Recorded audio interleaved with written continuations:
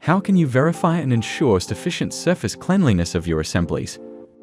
Contaminants from the manufacturing process or supply chain can critically impact functional reliability.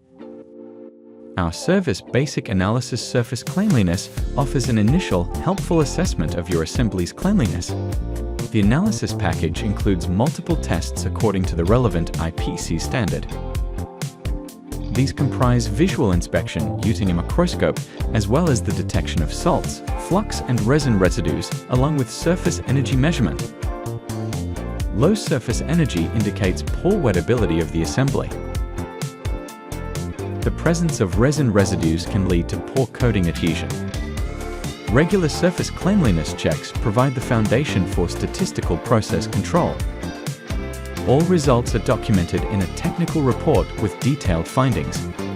ZESTRON supports you in reliably and transparently assessing the surface cleanliness of your assemblies.